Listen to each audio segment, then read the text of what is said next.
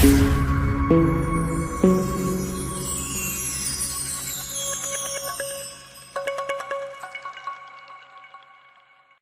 वालेकुम एवरीवन। सो सबसे पहले तो बहुत बहुत शुक्रिया आप सबका ज्वाइन करने का। आज का हमारा टॉपिक था कि how does financial learning help in investment. May be आप लोगों को पता हो कि सरमाया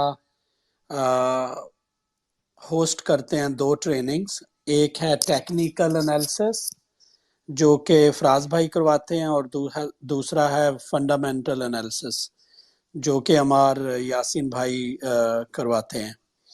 तो हमने सोचा कि फर्स्ट हैंड एक्सपीरियंस लेते भी हैं और आप लोगों से शेयर भी करते हैं फ्रॉम 3 स्टूडेंट्स ऑफ अमार भाई's training which is called fundamental analysis. So हम अभी पूछते हैं, हमारे साथ हैं मोहम्मद उस्मान इजाज जो कि ACC हैं, चार्टर्ड अकाउंटेंट हैं। मैं उनको कहूँगा कि मुख्तसर अपना तारफ़ करवा दें। और दूसरे हैं माजिद इफ्तिखार साहब जो कि केमिकल इंजीनियर है बाय प्रोफेशन। और तीसरे जुनेद मेमन साहब हैं जिन्होंने शायद अभी तक ज्वाइन नहीं किया। तो मीन टाइम हम कंटिन्यू करते हैं मोहम्मद उस्मान एजाज से और माजिद इफ्तिखार से। उस्मान भाई आप let's take a little bit round and do a brief and quick introduction. So अगर आप अपना तारफ़ करा दें मुख्तसर सा, उसके बाद माजिद भाई आप अपना तारफ़ करा दें and then will start the session. जी अस्सलाम वालेकुम। वालेकुम अस्सलाम। जी एक्चुअली मेरा नाम मोहम्मद उस्मान है और मैं जैसे रिजल भाई ने भी बताया कि मैं ACC मेंबर हूँ और around 14 to 15 years of experience like in finance accounting etcetera. और लास्ट 10 ईयर से 10 ईयर से मैं UAE में जॉब कर रहा हूँ। और ये मतलब मेरा ब्रीफ सा इंट्रोडक्शन है। बाकी कैपिटल मार्केट फंडामेंटल कोर्स जो है मतलब अभी सेशन स्टार्ट होगा, आगे तो फिर हम डिस्कस करेंगे इंशाल्लाह। Thank you. माजिद भाई। अच्छा सर, मेरा इंट्रोडक्शन ये है कि मैं केमिकल इंजीनियर हूँ और मैं पाकिस्तान में जॉब कर रहा हूँ प्राइवेट फर्म में। और मेरा तकरीबन 15 साल का एक्सपीरियंस है। और बेसिक तो यही है इसके अंदर। बाकी जो डिस्कशन होती है तो उसके अंदर और पॉइंट्स आ जाएंगे तो वो डिस्कस करते हैं। Perfect, thank you. उस्मान भाई आपसे स्टार्ट करते हैं कि आप कब से इन्वेस्टमेंट्स की तरफ हैं या ट्रेडिंग की तरफ। आप बेसिकली ट्रेडिंग पसंद करते हैं या इन्वेस्टमेंट पसंद करते हैं, और कब से आप कर रहे हैं ये काम? आप PSX में कर रहे हैं या ग्लोबल मार्केट्स में भी कर रहे हैं? तो आप अपना इस फील्ड के रिलेटेड एक्सपीरियंस शेयर कर दें। जी बिल्कुल।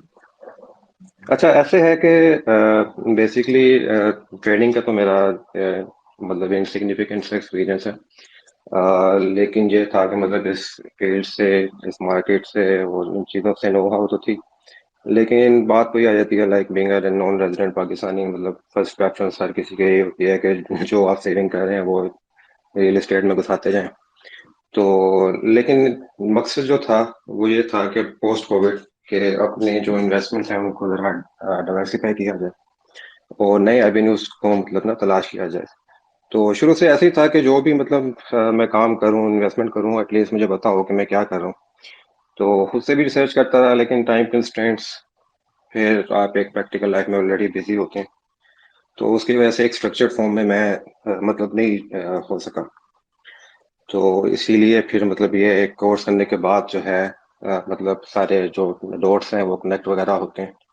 तो उसके बाद मतलब मैं इस पोजीशन में हूँ कि मैं जो है अपने खुद से लाइक डिसीजन कर सकता हूँ और मतलब जो मैं कर रहा हूँ मुझे पता है कि मैं क्या कर रहा हूँ। सही। चलो इस तरह आपको कंसीडर कर लेते हैं कि प्रायर एक्सपीरियंस इतना ज्यादा नहीं था।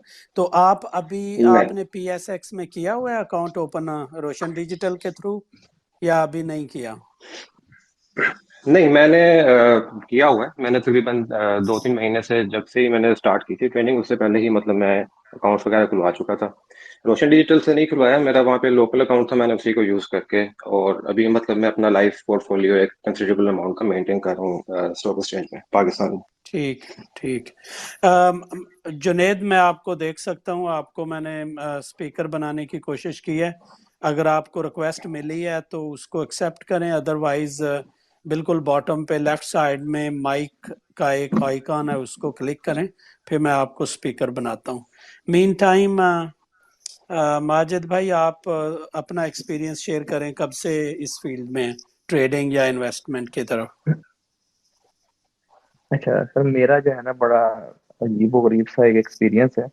असल में ये था कि मेरा जो मैंने अपने पेरेंट्स को देखा, उनकी ज़्यादा इन्वेस्टमेंट्स जो थी वो करते थे नेशनल सेविंग के अंदर। तो मैं भी उन्हीं को फॉलो करता, नेशनल सेविंग के अंदर इन्वेस्ट करता रहा। मगर with the passage of time मैं ये नोट करता था कि उसके अंदर इंटरेस्ट रेट्स जो है ना वो बढ़ जाते हैं या कभी कम हो जाते हैं। तो उसकी वजह से सारा उसका इफेक्ट प्रॉफिट्स पर भी आता था। तो उसको मैंने एक्सप्लोर करना शुरू किया कि क्या इसकी रीजनिंग है या किस तरीके से सारा ये चीजें होती हैं। तो फिर मैंने इकोनॉमी थोड़ी देखी, या उसके बाद जब मैं इसकी चीजों को एक्सप्लोर कर रहा था तो मैंने एक पॉडकास्ट देखी लाइक साहब की। उसमें से मुझे काफी ज्यादा अंडरस्टैंडिंग हुई कि किस तरीके से मार्केट्स काम कर रही हैं, या और क्या क्या फ्यूचर इन्वेस्टमेंट के तरीके कार है पाकिस्तान के अंदर। फिर मैंने म्यूचुअल फंड के अंदर मैंने इन्वेस्टमेंट शुरू की। फिर म्यूचुअल फंड को जब मैंने इन्वेस्टमेंट की तो उससे लर्निंग शुरू की, उससे थोड़ा आइडिया होना शुरू हुआ। उसके बाद फिर मैंने तकरीबन इसी साल में जनवरी में मैंने ना अकाउंट खोला पीएसएक्स के अंदर। और उसके बाद जब अकाउंट खोला तो फिर मेरा उसमें एक डेवलप ये मैंने सोचा कि यार क्यों ना हम एक प्रॉपर तरीके से एक एजुकेशन लेके, इसकी ट्रेनिंग लेके फिर इसके अंदर फील्ड के अंदर आए, तो वो ज्यादा बेहतर है कि रादर देन हम कन्वेंशनल विजडम के ऊपर ही काम करते रहे। सही। अच्छा, अगर उस्मान आपसे मैं पूछूं कि आप ओवरसीज पाकिस्तानी हैं, मैं भी ओवरसीज पाकिस्तानी हूं, तो आपने मतलब आपका ऑब्जेक्टिव क्या था फंडामेंटल एनालिसिस वाली ट्रेनिंग लेने का? Why not technical analysis? और एक तो आपका ऑब्जेक्टिव क्या था, और दूसरा how did you reach to this training जो कि हमारे यासीन साहब करवा रहे हैं थ्रू सरमाया? जी, बेसिकली ऐसे हुआ कि मैंने पहले टेक्निकल ट्रेनिंग ही की थी। लेकिन उसमें ये था कि मतलब जो मेरे ऑब्जेक्टिव्स थे, जैसे आपने पूछा ना ऑब्जेक्टिव्स, वो ऑब्जेक्टिव्स मेरे मीट नहीं हो रहे थे एज सच, क्योंकि टेक्निकल्स में आपको पता है कि थोड़ा सा स्क्रीन टाइम ज़्यादा देना पड़ता है, और मतलब वो एक फुल टाइम किसी किस्म की जॉब है। तो मेरा ऑब्जेक्टिव प्राइमरीली ये था कि मतलब मैं जो जैसे अपना जो मेरा सेटअप चल रहा है वो मेरा चलता रहे, और मुझे कम टाइम दे के मतलब मैं अपने जो सेविंग्स हैं उनको मतलब मैं यूज़ करूँ। तो टेक्निकल ट्रेनिंग करने के बाद मतलब इवन उसमें काफ़ी अच्छा रहा, वो मैंने सही फराज साहब की थी। लेकिन मैं उसको ना यूटिलाइज नहीं कर पा रहा था, जो मेरी टाइम कंस्ट्रेंट्स थी, फिर ऑफिस की और जो घर की जो चल रही होती हैं सारी। तो फिर उसी के दौरान मुझे पता चला था कि ये मारिया सिंह साहब जो है, इनका ये फंडामेंटल्स का। तो प्राइमरीली मेरा थोड़ा सा इंटरेस्ट भी इकोनॉमी वाइज ये उन चीज़ों पे था, तो मैंने उसको भी किया दोबारा, फंडामेंटल्स को, और वो मेरे ऑब्जेक्टिव जो है ना वो उनको मीट करता। मतलब मेरा ये था कि मैं कम टाइम दे के एक आप पीरियोडिकल बेसिस पे क्वार्टरली आप अपना पोर्टफोलियो जो है वो बैलेंस करें या जो भी करें, शिफ्ट करें। तो इसलिए मतलब मुझे जो फंडामेंटल्स की ट्रेनिंग थी उसने काफ़ी हेल्प किया मेरे ऑब्जेक्टिव्स को मीट करने में। और टेक्निकल का बैच कौन सा था आपका?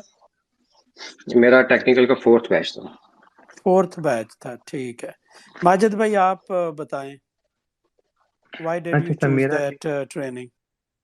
हाँ जी मैं बताता हूँ। मैंने भी बैच 4 के अंदर टेक्निकल जो था ना एनालिसिस बूट कैम्प जो था वो मैंने ना कंप्लीट किया होगा। और मेरा भी यही पॉइंट ऑफ व्यू था कि हर बंदे की बेसिकली एक पर्सनैलिटी होती है, उसके बंदे की एक नेचर होती है। तो मैं उस ट्रेडिंग वाली नेचर के अंदर अपने आप को कंफर्टेबल नहीं फील कर रहा था। मुझे ज्यादा रिसर्च करके, एनुअल रिपोर्ट्स पढ़ के, इकोनॉमी की नो हाउ लेके इन्वेस्ट करना मुझे ज्यादा बेहतर लग रहा था। तो मैं ज्यादा कंफर्टेबल भी इसके अंदर कर रहा था, इसलिए फिर मैंने इसको ज्वाइन किया। और कंप्लीट किया उसको। और ये ज़्यादा बेहतर, मुझे बेहतर लगता है, क्योंकि टेक वो जो ट्रेडिंग है, एक्टिव ट्रेडिंग जो है वो, उसको मैं, मेरी जो नेचर ऑफ जॉब है वो बेसिकली शिफ्ट्स में होती है, तो शिफ्ट्स के अंदर उसको मैनेज करना, उसका स्क्रीन टाइम के साथ करना, वो काफ़ी डिफिकल्ट था मेरे लिए। ये मुझे ज़्यादा कंफर्टेबल लगता है और ये ज़्यादा बेहतर भी है मेरे लिए। सही है, सही है। अच्छा, मैंने भी दोनों ही ट्रेनिंग की हुई है। फराज भाई की पहले की थी और बाद में हमारी यासीन साहब की थी। और अच्छा, ऑन अ लाइटर नोट, ऐसा तो नहीं है कि आपने टेक्निकल ट्रेनिंग की और बाद में लाइक भाई ने या सरमाया ने समहाउ आपको कन्वेंस किया कि यार ये भी ट्रेनिंग कर लो, बहुत अच्छी है, या आपको लगा कि यार हम चार्ट तो बहुत अच्छे रीड कर लेते हैं but why not to understand और learn how to read the companies. आप दोनों, स्पेशली उस्मान तो फिनांस के बंदे हैं, उनको तो ऑफ कोर्स फाइनेंशियल रीड करना आते हैं, कंपनी को एनालाइज करना आता है। बट मे बी उस्मान भाई आप बताएं कि इस ट्रेनिंग से, बीइंग अ चार्टर्ड अकाउंटेंट, आपको कोई वैल्यू एडेड चीजें मिली हैं? Did it make any help, या did it add any value to your investments? जी, अच्छा, इसमें पहले आपने जो बात की ना टेक्निकल ट्रेनिंग की, टेक्निकल ट्रेनिंग भी मतलब वो एक बिल्कुल सेपरेट एक मतलब एक होराइजन है। उसमें जो मैंने मुझे फील होता है कि basically with the passage of time आपकी एज, आपके मतलब एक चल रहा है, आपकी डिपेंडेंसीज चल रही हैं लाइक फैमिलीज के साथ। तो मेरी ये ओपिनियन थी कि जो अपना फुल एफर्ट दे सकता है ना, वो उसको ट्रेडिंग में ज़्यादा फायदा हो सकता है। तो अपने सर्कमस्टांसेस, अपने ऑब्जेक्टिव्स को मीट करते हुए मतलब मुझे इस साइड पे ज़्यादा मतलब जो था ना मेरा इंटरेस्ट बना। ये नहीं कि मतलब वहाँ पे मुझे मज़ा नहीं आ रहा था, वहाँ पे इवन करने के बाद एफटीएमओ का चैलेंज मैंने वन गो में पास किया, लाइक उसका भी मुझे काफ़ी हेल्प हुआ। लेकिन अगर फंडामेंटल्स की बात करें, like being a finance person, ऐसे है कि मतलब जाहिर बात है, हमने वो सारी चीज़ें तो पढ़ी हुई हैं कि कंपनी को वैल्यू किस तरह किया जा सकता है, फाइनेंशियल रेशियोज क्या है, तो सारा कुछ इस चीज़ है। लेकिन उसमें ये है कि इसमें भी मतलब आपको टाइम थोड़ा देना पड़ता है। लाइक ये कोविड के दौरान पे लॉकडाउन चल रहा था, तो मैंने सोचा चले नैस्डैक में करते हैं। तो मैंने एक सम ऑफ मतलब अमाउंट भी साइड पे रखी हुई थी, फिर मैंने उसको लाइक खुद से कंपनीज जो थी ना उनको एनालाइज करना शुरू किया, इवन डिटेल लेवल पे। लेकिन लाइक मेरे वो डोर्स कनेक्ट नहीं हो रहे थे। मतलब फाइनेंस की तो चलें ठीक है, चीज़ें आपको पता है, लेकिन ग्लोबल इकोनॉमी, इकोनॉमिक साइकिल्स क्या होते हैं, फिर लाइक इंटरेस्ट रेट हम सारों को पता होगा क्या होता है, इन्फ्लेशन हर किसी को पता है, महंगाई क्या होती है, लेकिन वो उसका अफेक्ट क्या होता है कैपिटल मार्केट में, उसकी जो समझ आई ना, तो उसके बाद फिर सारी चीजें मुझे लिए क्लियर हुई कि अच्छा मतलब हम जो चीजें पढ़ रहे थे वो आइसोलेशन में पढ़ रहे थे, हम उसको एक तरह से ना कनेक्ट कोरिलेट नहीं कर पाए। तो मे बी मैं अगर उससे करता रहता तो मुझे मे बी 2-3 साल और लग जाते। तो वो जो सारी एक चीजें पड़ी हुई, या एक नॉर्मल हर बंदा सुनता है जी इन्फ्लेशन ज्यादा हो गई या इंटरेस्ट रेट बढ़ गए, तो उसको सारों को कोरिलेट करके जब एक क्लियर पिक्चर सामने आती है ना, तो उसका मतलब इम्पैक्ट डिफरेंट ही होता है। तो मतलब वो सारी चीजें देखने के बाद मतलब कॉन्फिडेंटली मैंने जो था अपने इन्वेस्टमेंट जो थी वो स्टार्ट की, तो एक ऑब्जेक्टिव को माइंड में रख के। तो ये जबरदस्त, चीजें थी मतलब। जबरदस्त।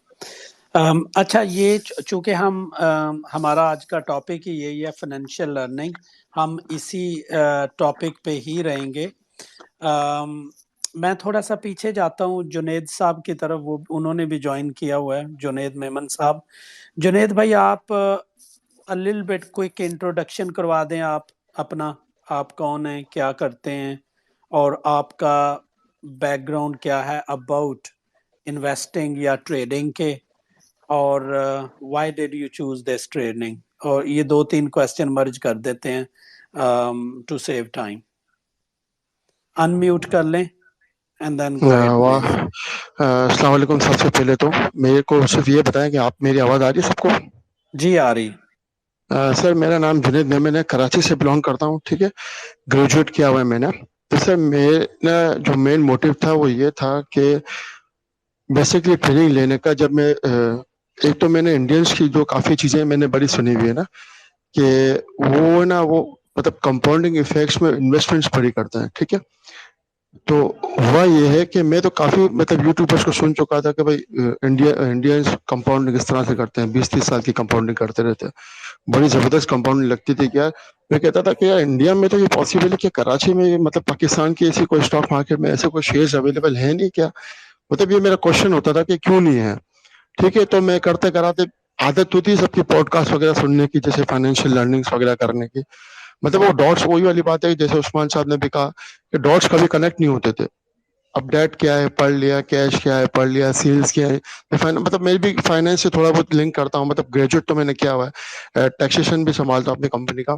तो मतलब वही वाली बात है, पढ़ तो लिया है, वो डॉट्स कनेक्ट नहीं होते कि मतलब लर्निंग के साथ। ठीक है, तो मेन मोटिव ये था कि यार कोई ऐसी कंपनी मिले, मतलब कोई ऐसा बनने और सिखाने वाला मिले, और प्लस ये कि कुछ सेविंग्स जो थी इसको भी तो कहीं मतलब कहीं ना कहीं इन्वेस्टमेंट करनी थी, इन्फ्लेशन को बीट करना था। तो मेन ऑब्जेक्टिव यही था।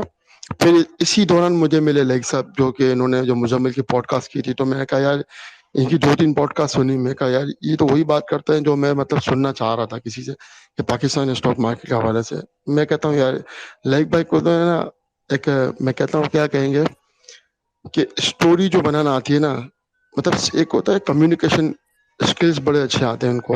एक तो ये मैं इनका बड़ा अप्रिशिएट करता हूँ उनमें। और दूसरा है कि जब इन्होंने एक मतलब डॉट कनेक्ट करवाया ना, हाँ यार ये मतलब इस तरह से हो सकती है पाकिस्तान में भी, तो फिर मैंने कहा इसके साथ अब ट्रेनिंग ली जा सकती है। फिर मैंने सैयद फराज को भी सुना, अम्मार यासिर, मैंने सर को तो नहीं सुना था, हमारे सर को मतलब। फिर मैंने भाई जब इनकी ट्रेनिंग ली, लिटरली बताएं तो पहले 1 2 3 4 लेक्चर तो मुझे काफी भारी लगे, क्योंकि मैंने कभी करी नहीं थी और इस लेवल से देखा भी नहीं था कभी। जब आहिस्ता आहिस्ता वो जो कहते हैं ना असाइनमेंट्स वगैरह करे, तो मतलब मजा आ गया करके कि मतलब क्या लर्निंग है इसकी। ऐसे ये मेरा इंट्रोडक्शन था। जबरदस्त। अच्छा, मैं कह रहा था कि ये हमारा टॉपिक आज का अब इज अबाउट फाइनेंशियल लर्निंग। एक दो क्वेश्चन पूछने के बाद मैं फ्लोर जो है ना ऑडियंस को दूंगा, बिकॉज मैं नहीं चाहता मैं ही क्वेश्चन पूछता रहूं। आप खुद पूछें क्वेश्चन हमारे 3 स्पीकर से। जो भी आपके क्वेश्चंस हैं रिलेटेड टू फाइनेंशियल लर्निंग या फंडामेंटल एनालिसिस, क्वेश्चंस लंबे ना करें, मुख्तसर करें, ताकि स्पीकर्स उसको पिक भी कर पाएं। आप इस ट्रेनिंग के बारे में पूछें कि उन्होंने क्या लर्न किया है, क्या डिफरेंट है। आपके अगर कोई काउंटर क्वेश्चंस हैं जो उन्होंने पढ़ा है या सीखा है उनके बारे में, तो जो भी आपका क्वेश्चन है आप डायरेक्टली स्पीकर से पूछ सकते हैं। तो वहाँ अच्छा, प्लीज इसके नीचे पैनल पे आप देखेंगे नीचे माइक का एक आइकन है, उसको रिक्वेस्ट करें जो नए हैं, और फिर मैं आपको स्पीकर बना दूंगा सो दैट आप डायरेक्टली क्वेश्चन पूछ सकें। अच्छा, जब तक क्वेश्चन आते हैं, उस्मान आपसे मेरा क्वेश्चन है कि अभी देखें मार्केट्स की जो पोजीशन है या जो भी इकोनॉमी की पोजीशन है, पाकिस्तान के तो वैसे ही यूनिक सिचुएशन है। ग्लोबली लोग रिसेशन को स्लोली स्लोली प्राइस इन कर रहे हैं। तो आपने जो कुछ सीखा है उसमें कोई आप सक्सेस स्टोरी बता सकते हैं? कोई आपने स्टॉक बाय कर लिया हो, कंपनी बाय कर ली हो, वो क्रैश नहीं हुई, या कि इस क्रैश के सीजन में या टाइम में भी, बेरिश मार्केट में भी वो बुलिश हो गया हो, वो अप ट्रेंड है। तो इस तरह का कोई आप एक्सपीरियंस शेयर करेंगे कि क्या यूनिक आपने लर्न किया ट्रेनिंग में, उसको अप्लाई किया और उसने आपको फिर गेन दिया? जी बिल्कुल। अच्छा, इसमें ऐसे है कि मतलब जैसे जो लर्निंग एक पाथ है हमारा, उसमें मतलब एक स्ट्रक्चर्ड वे में सारी चीज़ें कवर होती हैं। उसमें एक बहुत इंपॉर्टेंट सी चीज़ है, लाइक स्ट्रेटजी आपकी क्या होनी चाहिए in different economic time zones. जैसे अभी बात की आपने, रिसेशन चल रहा है या स्लो डाउन इकोनॉमी है, तो उसमें हमें क्या करना चाहिए। तो उसको अप्लाई करके, लाइक जो मैंने अपना पोर्टफोलियो बनाया, उसमें मतलब मैं आपको एक छोटी सी एग्जांपल देता हूँ। अभी 3 4 दिन पहले ये मार्केट 500 600 पॉइंट नीचे गिरी थी, तो मुझे मेरे पोर्टफोलियो पे उसका इफेक्ट ही नहीं आया। बहुत ही मिनिमल इफेक्ट था। लाइक जो जिस इकोनॉमिक जोन को हमने स्टडी करके उसमें क्या फेवरेबल कंपनीज या सेक्टर हो सकते हैं, उसको जब हमने पिक किया। फॉर एग्जाम्पल, एक मैं आपको एग्जांपल दे देता हूँ सिस्टम्स की। तो लाइक सिस्टम्स जो है वो ऊपर ही जा रहा है, क्योंकि फंडामेंटल्स उसके इस इकोनॉमिक जोन को मतलब एक तरह से सपोर्ट करते हैं, इसको नेगेटिवली इफेक्ट नहीं करते। तो यही हमने सीख देखना है गोइंग फॉरवर्ड कि आपकी जो इकोनॉमिक जोन इस टाइम चल रहा है डिफरेंट इंटरेस्ट रेट्स या इन्फ्लेशन में, उसमें आपकी कंपनी को ज्यादा किस सेक्टर को ज्यादा नेगेटिव इफेक्ट है, किस सेक्टर को ज्यादा पॉजिटिव इफेक्ट है, वो चीजें हमने ढूंढनी है, उसमें हमने इन्वेस्टमेंट करना है। और इसीलिए मतलब जो मेरा मतलब अभी पोर्टफोलियो चल रहा है उसमें मतलब मेरा अभी ओवरऑल पोर्टफोलियो ग्रीन ही चल रहा है, लाइक वो प्रॉफिट में ही है, लॉस में नहीं है। इवन पिछले 3-4 दिन पहले भी मार्केट गिरी है नीचे। तो ये स्ट्रक्चर्ड अप्रोच का जो है ना, ये फायदा मतलब इस बात से होता है। फिर ये भी है कि पोर्टफोलियो आपने कितना किस टाइम पे कितना रखना है, शफल कब करना है, बैलेंस कब करना है, ये सारी चीजें मतलब उसमें कवर होती हैं। डिटेल में जाऊंगा तो एक बहुत लंबी मतलब हो जाएगी। अच्छा, मेरा इसमें जो पॉइंट ऑफ व्यू है वो ये है कि फाइनेंशियल लर्निंग के अंदर एक चीज हम लोगों ने लर्न की थी, वो है कि हम लोग जब कोई कंपनी हम फाइनलाइज करते हैं उसका एक स्कोरिंग मॉडल है।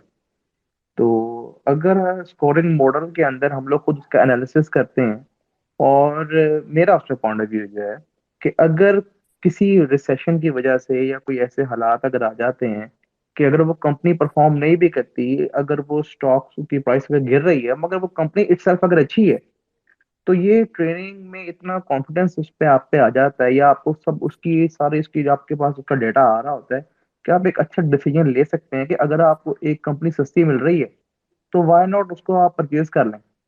तो मेरा ख्याल है कि क्योंकि अगर हम लोग पाकिस्तान की अगर हम कंडीशन देखें यहाँ पे, जैसे हम देखते हैं कि जो इन्वेस्टर्स हैं वो पैसा अपना सारा मूव कर रहे हैं, मगर जो बड़ी बड़ी कंपनीज है वो तो यहीं पे रहेंगी ना। अगर हम लोग देखें, अगर एंग्रो फर्टिलाइजर है, या इंटरलूप है, या अगर हबको है, या अगर मुस्लिम कमर्शियल बैंक है, ये सारे इधर ही रहेंगे ना, ये बंद करके तो नहीं चले जाएंगे। या हम तो ऐसे तो नहीं देखते कि अगर रिसेशन ज्यादा आ गई है, इन्फ्लेशन ज्यादा आ गई है, तो हम अपनी नौकरी छोड़ के घर बैठ जाएंगे या अपने कारोबार बंद कर देंगे।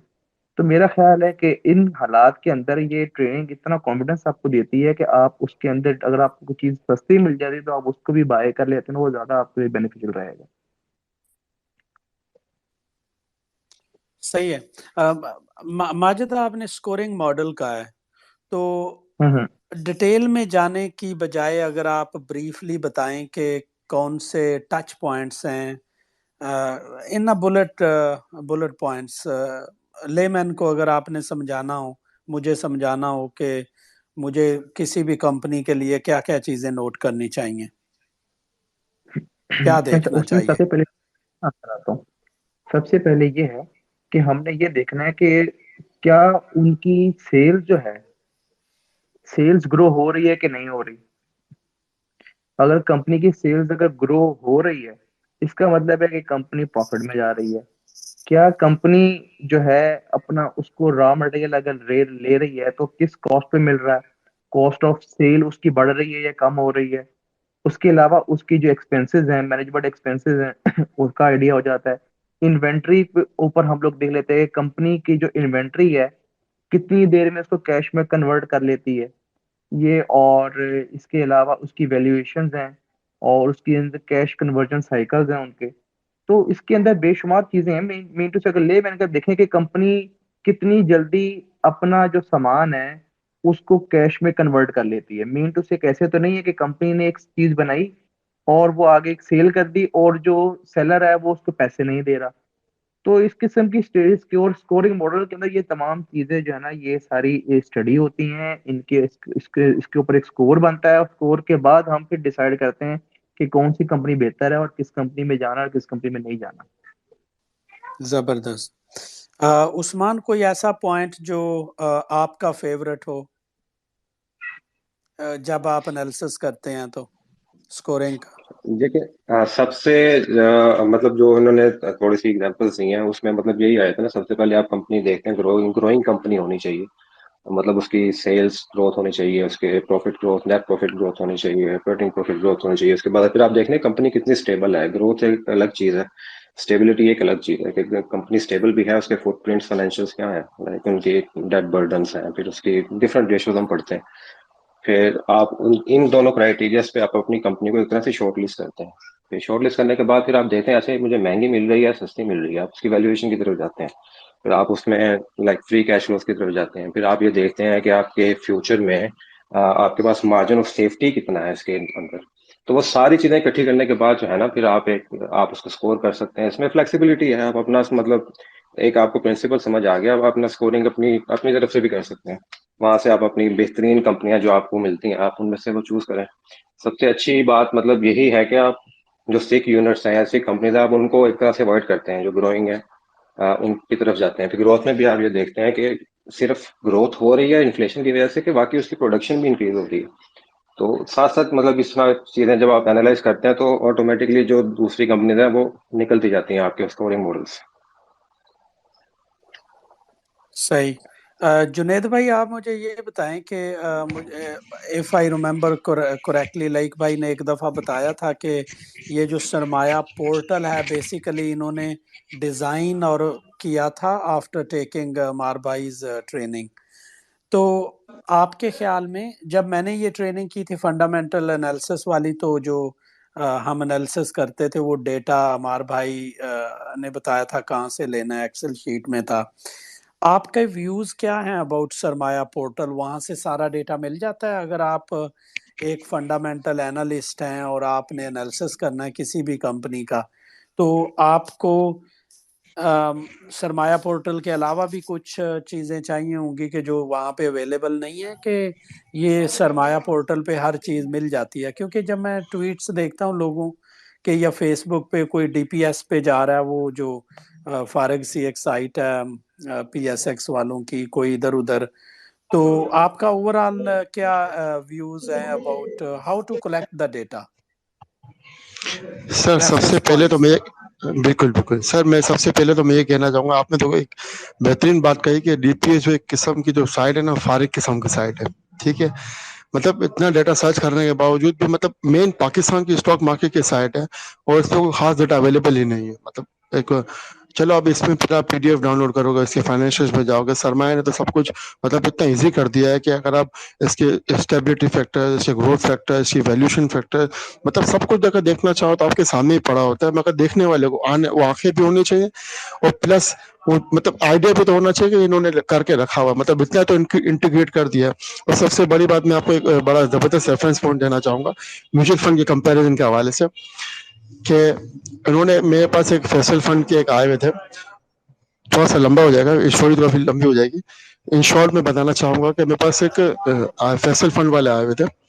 तो वो कह रहे थे कि हमारा फंड ये, हम फला फंड ये, मतलब काफी तारीफें करी उन्होंने। मैं क्या, सब्र करें सर, मैं जरा कंपेयर करके देखूँ आपका मतलब फंड मतलब किस तरह का है। तो मेरे पास ऑलरेडी दो चार किस्म के फंड्स तो थे, तो फिर मैंने उनसे कंपेरिजन करी तो मुझे लगा कि इनकी फीस कुछ ज्यादा है। ठीक है, तो फीस के हवाले से फिर मैंने कहा कि नहीं सर, आप कुछ ज्यादा फीस चार्ज करें तो मैं तो नहीं अकाउंट खुलाने में इंटरेस्टेड हूँ आपके यहाँ। तो मतलब सारी चीजें तो अवेलेबल है, मतलब क्या चाहिए आपको, मतलब रिपोर्ट चाहिए वो भी अवेलेबल है, एफएमआर चाहिए वो भी अवेलेबल है, फाइनेंशियल चाहिए वो भी अवेलेबल है, इसके अलावा स्टेबिलिटी फैक्टर्स, ग्रोथ फैक्टर्स, मतलब जो कोर्स में से क्या सब तो अवेलेबल है। इससे ज्यादा कंपनी को डेप्थ में क्या देखोगे, इन केस डेप्थ देखना हो कितना है, सेल्स कितनी हो, प्रॉफिट, जैसे उस्मान भाई ने कहा कि जो जो मतलब प्रॉफिटेबिलिटी मार्जिन्स, इसके अलावा अब तो उन्होंने और भी चीज़ें ऐड कर दी हैं, ट्रेडिंग व्यू में चार्ट्स वगैरह भी ऐड कर दिए हैं।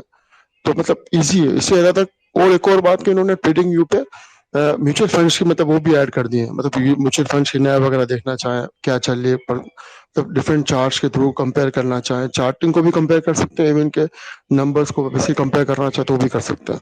मतलब इतना बेनिफिशियल है ये पोर्टल।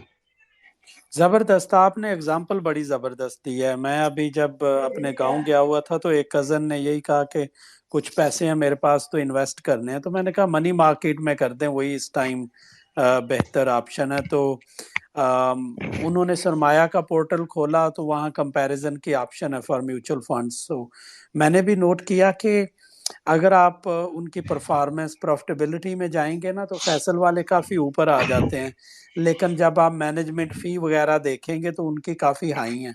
तो ये बहुत अच्छी आपने एग्जांपल दी कि किस तरह आप सरमाया पोर्टल पे वो मुख्तलिफ स्टॉक्स तो कंपेयर कर ही सकते हैं, बट आप म्यूचुअल फंड्स को भी वहाँ पे कंपेयर करके उनकी एग्जैक्टली। सारी चीज़ें देख सकते हैं, ग्रोथ देख सकते हैं मुख्तलिफ मंथ्स में, फ़ी वगैरह चेक कर सकते हैं। सर इवन के मैं तो जब मैं कंपेयर कर रहा था तो मैंने जैसे मिसाल के तौर पर एक एट अ टाइम आप फोर मतलब डिफरेंट स्टॉक मतलब उसको देख सकते हैं म्यूचुअल फंड्स को ना। तो मैंने उनको क्या किया उसको कॉपी करके मतलब जो फोर डिफरेंट जो म्यूचुअल फंड्स खुले हुए थे फोर को कॉपी किया एक्सेल शीट पे। फिर मजीद मजीद फोर को कॉपी किया मतलब डिफरेंट थे म्यूचुअल फंड्स लो रिस्क में। तो फिर मैंने उन आठों को कंपैरिजन किया कि सबसे जो फीसिस है ना फीसिस का मार्जिन कितना है। तो मैंने सबसे ज्यादा किया जिसमें मैं भी इन्वेस्टेड था ना वो भी सबसे ज्यादा फीस ले रहे थे। तो मुझे एक मतलब एवरेज मतलब ये कहेंगे कि जो मार्केट का जिस वक्त का जो रिटर्न चल रहा था ना उसमें मुझे वही सेम रिटर्न सब में यही चल रहा था क्योंकि इतना ज्यादा मार्जिन वो प्लस माइनस होती ही नहीं है। ठीक। तो उसमें जो मुझे सबसे कम फीस वाला मिला और सबसे हाईएस्ट रिटर्न वाला मिला ना मैंने वहां से पिक किया। मतलब ये भी एक सरमाया का एक अच्छा पॉइंट है कि मतलब इस तरह से अगर आप सर्च करना चाहें तो कर सकते हैं। इससे मुझे ये कोर्स के थ्रू ही मुझे पता चला कि भाई फीसिस भी कंपैरिजन करने की होती है। और प्लस अगर मैं फीसिस को मिसाल के तौर पर जिसमें मैं इन्वेस्ट किया था वो 2.88% चार्ज कर रहे थे। ठीक है। और जिसमें मेरे को जो सबसे लोएस्ट मिला था 0.99। मतलब अगर आप काट पीट के परसेंटेज वाइज ही माइनस करो तो 1.88। तो उसका मार्जिन अगर इसको मैं खाली जो अपनी जो नेट इनकम जो बनेगी म्यूचुअल फंड का जो प्रॉफिट अमाउंट का है इसको अगर मैं 2.88 मतलब कंपाउंडिंग ईयर में भी देख लूँ तो उससे कितना बेनिफिट होता हो गया मुझे इस ट्रेनिंग को लेने के बाद। तो ये थैंक्स टू लाइक भाई कि इतना जबरदस्त मतलब आपने बनाया है ना। सही। सही अच्छा, सही। इसमें मैं तो कुछ ऐड करना चाहूंगा जी अगर जी इजाजत दें तो। जी जी, अच्छा, श्योर इसमें श्योर। एक जो सबसे मजे की बात है ना वो ये हुई है कि अभी फॉर एग्जाम्पल आपको एटलीस्ट 90-95% डाटा बल्कि ज्यादा आपको मिल जाता है सरमाया प्लेटफॉर्म से। लेकिन अच्छी बात यह है कि जैसे अभी हम कोर्स कर रहे थे ना उसमें लाइव सेशन में भी हम अब कोई वर्किंग है जो मतलब थोड़ी सी प्रॉब्लमेटिक है जिसमें टेक्निकल रिक्वायर्ड है ज्यादा, तो हम उनको कहते हैं जैसे लाइक भाई को कहा मार भाई को कहा वो उसको इंटीग्रेट करवा देते हैं। मतलब ये एवर इवॉल्विंग प्लेटफॉर्म है। अभी लास्ट जो हमारा सेशन हुआ था उसमें मैंने मार भाई से कहा कि ये लास्ट 12 मंथ्स का जो डाटा है इसको कंपाइल करने में काफी लाइक इश्यूज आते हैं और मैनुअल काम करना पड़ता है, तो वो भी उनके मतलब प्रोजेक्ट में है कि हमने उसको भी करना है। तो ये एक अच्छी बात है कि सपोर्ट मतलब बड़ी अच्छी है, उसको इवॉल्व कर रहे हैं मजीद मतलब इतनी चीजों के बावजूद भी। बिल्कुल मैं भी यही कहना चाहूंगा कि मतलब एवोल्यूशन चल ही रहा है सरमाया का। मतलब कहीं अगर खिजर भाई जैसे हैं इन्होंने अगर आपने फर्स्ट बैच से ट्रेनिंग ली हुई है मतलब सेकंड बैच में इम्प्रूव हुआ कोर्स फिर थर्ड बैच में और इम्प्रूव हो गया। मतलब जैसे जैसे चलते अभी मजीद इन्होंने कहा है अमार भाई ने कि मजीद एक दो कोर्सेज की जो वीडियोज रह गई हैं, वो भी दे देंगे। मतलब सपोर्टिव है, सर भी सपोर्टिव है, प्लेटफॉर्म सपोर्टिव है, जो मतलब सपोर्ट है इनकी वो भी सपोर्टिव है। तो फिर और क्या चाहिए इनको यार। तो ट्रेनिंग तो मतलब मैंने भी इसलिए करा था ट्रेनिंग कि एटलीस्ट मैं बेसिकली पोर्टफोलियो बनाना चाह रहा था कि अपने फाइनेंशियल इंडिपेंडेंसी के हवाले से। तो मैंने भी यही सोच के आया था कि यार चलो देखते हैं क्या होता है। तो लेने के बाद मैं काफी मुतमईन रहा कि यार बड़ा जबरदस्त, एक तो ट्रेनिंग भी बड़ी जबरदस्त, तो सर्विस सपोर्टिव। मतलब इतने सवाल पूछे मतलब ये नहीं होता कि यार बंदे ने ये बोला कि यार बहुत ज्यादा सवाल पूछते हो, मतलब बोलता है पूछो जितना पूछना है। तब इस तरह का रिस्पॉन्स है। सही सही। अच्छा, जब मैंने टेक्निकल वाली ट्रेनिंग की थी तो डाउ थ्योरी का जो कंसेप्ट था that was a wow factor for me. इतना सिंपल एक स्ट्रेटजी है, उसको बहुत सारे लोग तो वैसे ही नहीं देखते, ही नहीं पता ही नहीं था। तो जब मैंने उसको देखा तो it was a wow factor for me. Wow यार, क्या क्या क्या चीज़ है ये जिसका हमें पता ही नहीं था। तो आप तीनों में से अगर कोई हमें भी बारी बारी अगर बता दें कि आप लोगों के लिए इस फंडामेंटल एनालिसिस वाली ट्रेनिंग में कोई वाव फैक्टर था, अगर था तो वो क्या था? मेरे लिए तो सर ये पूरा का पूरा जो कोर्स जो था ना, ये पूरा का पूरा कोर्स एक वाव फैक्टर था। इसके अंदर हमने जो इकोनॉमी पढ़ी वो भी एक वाव फैक्टर था, और इसके अलावा जो हमने स्कोरिंग मॉडल पढ़ा वो भी एक वाव फैक्टर था। तो मेरे लिए तो ओवरऑल ये पूरा का पूरा कोर्स जो था ना, ये पूरा का पूरा कोर्स ही वाव फैक्टर था। अच्छा, मेरा मुझे जो जैसे आपने बताया ना फिरोज भाई ने कि डाउट हुई कि मेरा एक भाव फैक्टर था। ये जब हमने जो आई थिंक थर्ड या फोर्थ सेशन था उसमें जब ये हमने कोरिलेशन देखा था ना इंटरेस्ट रेट्स का और इक्विटी मार्केट का है, तो वो एक तरह से ना मैं सर पकड़ के बैठ गया यार, इतनी बेसिक चीज हमें नहीं समझ आई या रिटेल इन्वेस्टर को ये चीज नहीं समझ आई। मतलब वो बहुत ही एक था भी बेसिक लेकिन मतलब एक क्रक्स था एक तरह का ना उस चीज का। तो उसका वो मुझे बड़ा मतलब एक अभी तक मैं उसको फील करता हूँ। और सर जो मेरा वाव फैक्टर था ना वो ये था, एक तो म्यूचुअल फंड की जो फीसिस मैंने जो मतलब कवर करी, ये मेरे लिए वाव फैक्टर था। और दूसरा ये कि पाकिस्तान प्रोफाइल जो हमने इन डेप्थ पढ़ी, मतलब एक कंट्री की क्या स्ट्रेंथ होती है और क्या वीकनेस होती है, इसके बेस पे आप जज करते हो, वो भी सेक्टर्स, वो भी PSX से। मतलब क्या ही जबरदस्त है यार। मतलब आपको एक कंट्री की प्रोफाइल, मतलब आपको एक सीधी सिंपल सी बात है कि अगर आपको अपनी वीकनेस पता हो, स्ट्रेंथ पता हो, आप बोलोगे यार मेरे पास तो अपॉर्चुनिटी स्ट्रेंथ की तो बहुत है, हाँ वीकनेस की भी है, ठीक है, तो मैं इसको मैं अपने फाइनेंशियल के साथ कन्वर्जन कैसे करूं इनटू प्रॉफिट्स में। ठीक है, ये मेरे लिए एक बड़ा जबरदस्त था कि यार कंपनी को इन डेप्थ कैसे देखना, कि वो कर्जे पे मतलब कर्जा लेके ग्रोथ कर रही है या अपनी बेस पे ग्रोथ कर रही है, वो ग्रोथ कर भी रही है तो इसके पीछे फंडामेंटल जो बिजनेस एनालिसिस है वो क्या कहता है। मतलब इंटरनेशनल के साथ अगर हम पाकिस्तान को मतलब देखते हैं, उसकी प्राइजेस पे यहाँ पे क्या इफेक्ट पड़ता है, मतलब फिर देखते हैं इन्फ्लेशन को, कि जो इन्फ्लेशन आ रही है किस साइड से आ रही है, फिर पीके डेप्रिसिएशन की वजह से किस सेक्टर को मतलब बेनिफिट होता है। तब ये सब वाव मोमेंट्स थे मेरे लिए कि यार इतनी मतलब प्रोफाइल ही पढ़ लो तो आपको समझ आ जाती है कि आपको जाना किधर है, आपको तो टेंशन लेने की जरूरत नहीं पड़ती। मैं कहता हूँ जो भी मेरे से सुनने वाले हैं, मैं कहता हूँ यार आंख बंद करके ट्रेनिंग करो यार, कोई मसला नहीं है। अगर आप आपको ये लगेगा ही नहीं कि आप ये पैसे जाया कर रहे हैं, ये मैं लिख के दे सकता हूँ कि यार एक तो जो भी वॉट एवर फीस ले रहे हैं यकीन मानो कि हजारों रुपए जाया कर देते PSX में, ट्रेनिंग नहीं लेते हैं, ठीक है, लॉस कर देंगे, ट्रेनिंग नहीं लेंगे। भाई मैंने एक कोट पढ़ा था कि अपनी शख्सियत अपनी पर्सनैलिटी पर खर्च करो, इन्वेस्टमेंट के तौर पर लैंडिंग करो, तो इसका जो मुनाफा होगा ना आपको सालों में इन टर्म्स कंपाउंड होकर देगा, कि आपको जो फीस है ना इसकी, ये कुछ भी नहीं लगेगी। फिर आप 5-10 साल बाद, जैसे लाइक भाई कहते हैं, इसको जब आप 5-10 साल बाद देखोगे ना, आपको आप बोलोगे कि यार क्या मतलब कोर्स करा, मतलब इसका रिजल्ट अब तक मुझे मिल रहा है। मतलब ये छोटी सी एग्जांपल थी मेरी। जी जबरदस्त, आपने जो मैं बताने जा रहा था बिल्कुल उसी को एक्सप्लेन कर दिया, जो मेरे लिए सबसे जबरदस्त बात थी इसमें। अच्छा, मैं नहीं चाहता कि हम यहाँ बैठ के ट्रेनिंग की तारीफें करते जाएं। प्लीज अपने डायरेक्टली क्वेश्चन पूछें, जो भी आपने पूछना है इन तीनों स्पीकर से, इन्होंने क्या सीखा, या आप कोई टेक्निक्स, या आप किस तरह फाइनेंशियल उसका एनालिसिस करते हैं, फंडामेंटल एनालिसिस करते हैं, तो आपके अगर कोई व्यूज हैं तो वो इनसे पूछें, इनको काउंटर आर्ग्यू करें। तो let's make it little bit constructive session. तो मैं ये बताने लगा था कि जब मैंने फंडामेंटल एनालिसिस वाली ट्रेनिंग की थी तो उससे पहले मैं यही सुनता था कि हमारी स्टॉक में market is run by 2-3 broker हैं, वो चलाते हैं, मैनिपुलेटिव है, ये फजूल जगह है, वो लूट लेते हैं लोगों को। तो इस वाली ट्रेनिंग में मैंने जब पढ़ा और सीखा जो आपने बताया अभी, पाकिस्तान प्रोफाइल, तो इसको मैं एक यहाँ पे ना अभी पिन करता हूँ एक ट्वीट। मैंने उस ट्रेनिंग के बाद, एक सेकंड दें मुझे, होल्ड, ओके, मैंने अभी पिन कर दिया इस वाली स्पेस के ऊपर एक ट्वीट। अच्छा, ये वाले जो ब्लू चार्ट्स हैं, मैंने एक्सेल शीट में एक डाटा फाइल बना ली है। तो ऐसे ही पर्सनल शौक की वजह से, इंटरेस्ट की वजह से कि मार्केट कहाँ पे है, PKR डेप्रिसिएशन का क्या हाल है, हमारा करंट अकाउंट डेफिसिट किधर घूम रहा है, इसके अलावा इन्फ्लेशन की क्या सिचुएशन है, इंटरेस्ट रेट कहाँ पे है।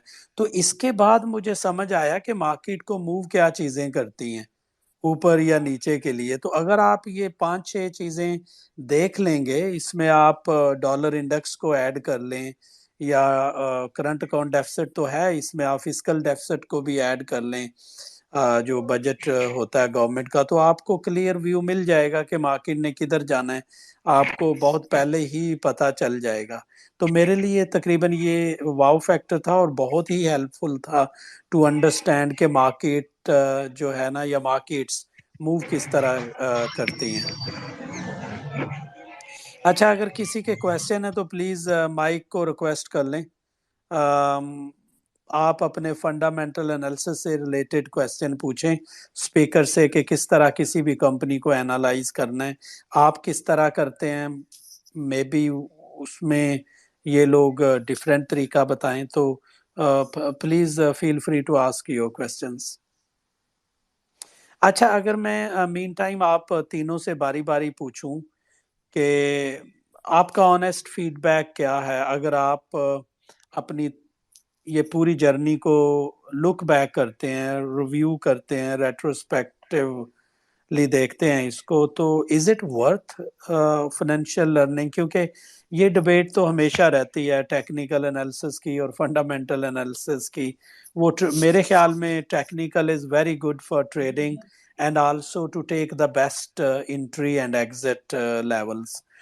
इसकी सिस्टम की एक एग्जांपल है, as a fundamental analyst I picked system, और एज अ टेक्निकल एनालिस्ट मैंने उसका कप एंड हैंडल निकाला। ये इसने भी हाईलाइट किया था, ये हमारी स्पेस में समर भी है, सैयद समर अब्बास।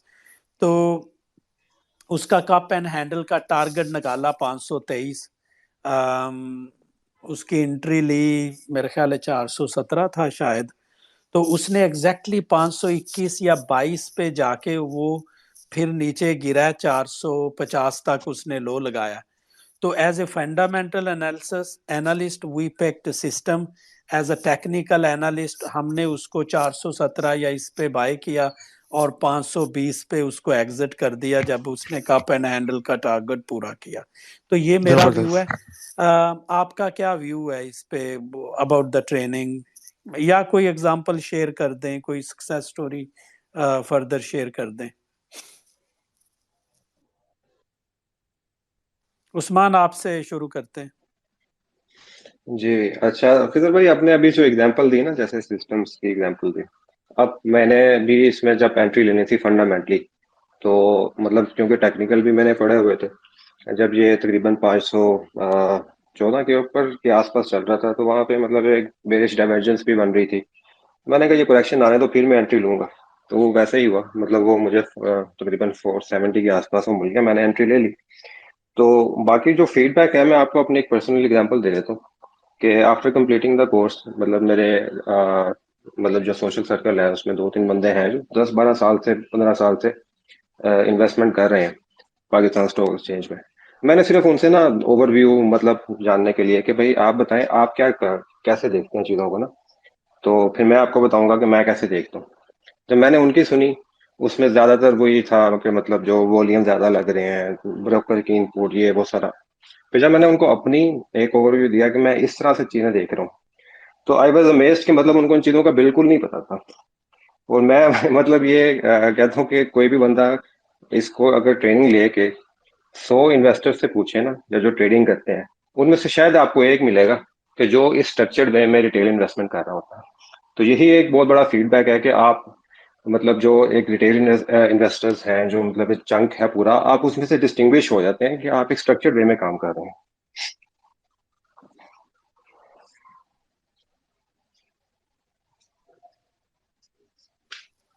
जी माजिद आप शेयर करेंगे कुछ? माजिद शायद एग्जिट हो गए थे। जुनेद भाई आप? सर मैं ये कहना चाहूँगा कि लोगों का फीडबैक अभी भी मैं देखता, आपने जो मुझे जो शेयर करा है 6 फैक्टर्स, सर यही तो पाकिस्तान प्रोफाइल है, इसी को बंदा देख लेना। अब तो यकीन माने मैं कॉन्फिडेंट हो गया हूँ यार अपनी इन्वेस्टमेंट्स को लेके, मतलब अब टेंशन नहीं होती कि कहीं भी जाए मार्केट, कोई मसला नहीं। हमने जो डिसीजन लिया है वो मतलब एक अच्छा डिसीजन है, बेस्ड ऑन हमें, मतलब अंधे पे नहीं चल रहे हम, सीधी सिंपल सी बात, अंधे पे हम नहीं चल रहे। मतलब गई तो गई ऊपर, नहीं गई तो नहीं गई, ऐसा नहीं है। मतलब हम एक सोच समझ के बैकग्राउंड में, जैसे कहते हैं ना कि जो भी डिसीजन ले रहे हो ना, सब कुछ सोच समझ के जो डिसीजन ले रहे हो ना, उसको लिख लो कि मेरे ये जो मैंने स्टेप लेने जा रहा हूँ क्यों लिया। एटलीस्ट आपके पास कोई पता तो हो कि आपने ये स्टेप लिया है वो क्यों लिया है, किस बेस पे लिया था, किस माइंड ऑफ फ्रेम में लिया था आपने, ठीक है। तो मतलब अंधे नहीं चल रहे कि हमने अभी मुंह उठा के ले लिया, कोई भी एरे गैरे कंपनी थी।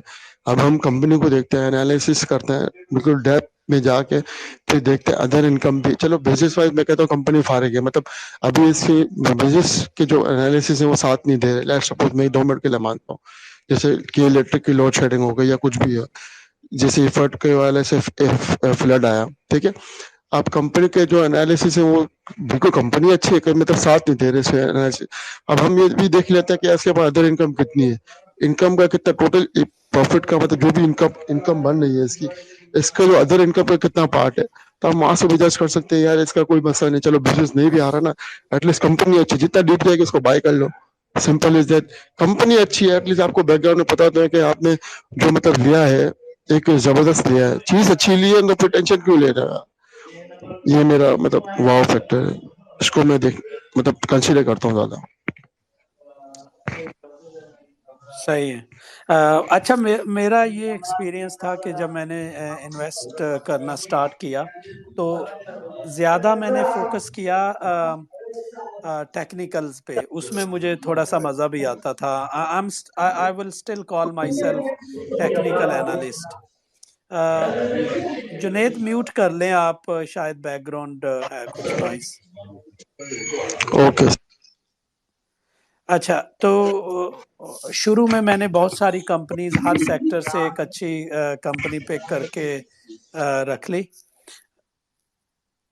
और उसके बाद मैंने देखा कि वो सही वाली परफॉर्मेंस नहीं आ रही। आप टेक्निकल एनालिसिस भी करते हैं, फिर भी आपके कई दफ़ा स्टॉक्स जो है परफॉर्म नहीं कर पाते। ले तो लेते हैं आप स्पोर्ट पे, वो स्पोर्ट पे ही पड़ा रहे तो आप क्या करें।